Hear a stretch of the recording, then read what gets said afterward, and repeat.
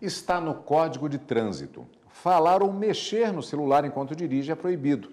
Mas será que na prática os motoristas respeitam a lei? Nossa equipe foi às ruas conferir. Sempre que entra no carro, o Jorge para de mexer no celular. O motorista sabe os riscos de dirigir e falar ao telefone. Nada de celular, não deve nunca fazer isso, porque corre risco de acontecer um acidente.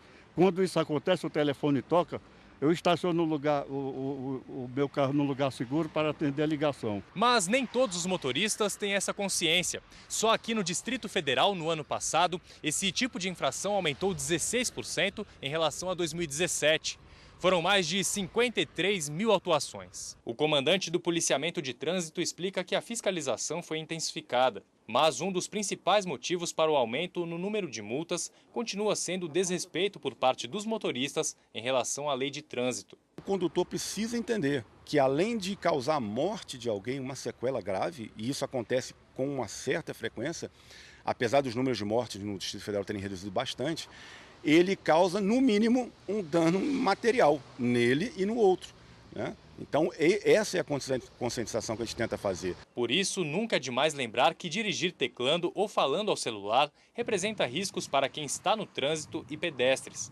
Além disso, o motorista pode ser multado. Mexer no celular ou teclar enquanto está no trânsito é infração grave. A multa é de R$ 293. Falar ao celular é uma infração média. O valor da multa é de R$ 130. Se a lei diz que não pode dirigir usando o celular, né, a lei tem que ser respeitada.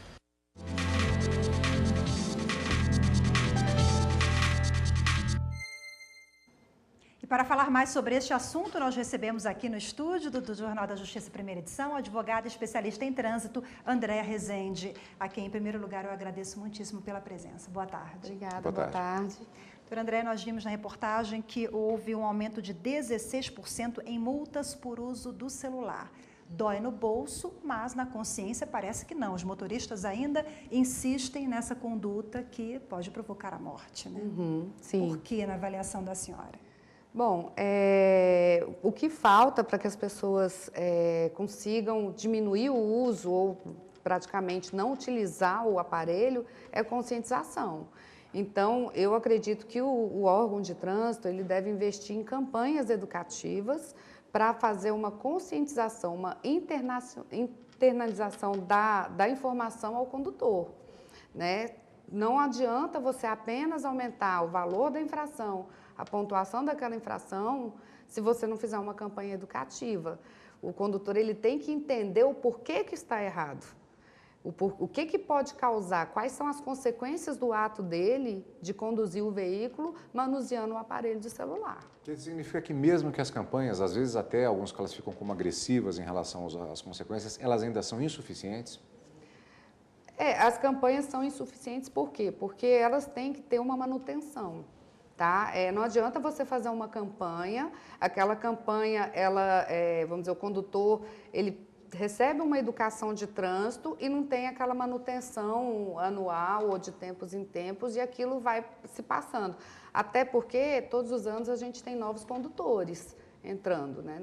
Quer dizer, aquela campanha que por um período ela pode ser até um pouco intensa, mas depois ela deixa de existir, não se fala mais nisso, isso é que está faltando. Então, essa manutenção, essa constância na campanha. Exatamente, é a manutenção da conscientização. Porque, como todo ano você recebe novos condutores dirigindo nas vias, você tem que fazer essa manutenção da conscientização para tentar diminuir o número de acidentes. E falando em campanha, o Brasil ele tem um bom exemplo, um ótimo exemplo aqui em Brasília, a faixa de pedestres, né, onde o motorista de fato respeita.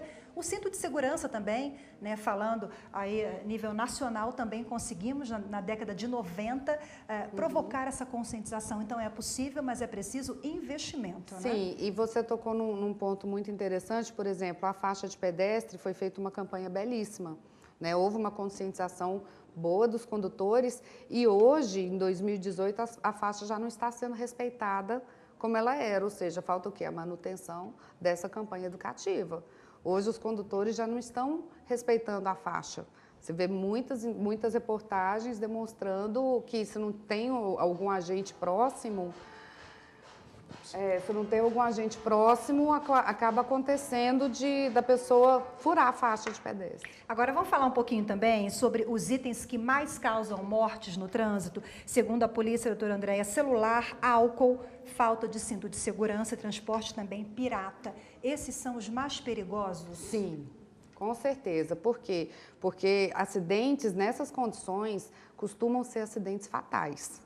Tá? Então, você com condutor alcoolizado, dirigindo, um transporte pirata que está carregando inúmeras pessoas dentro, né, do veículo, quando tem um acidente, o acidente costuma ser fatal.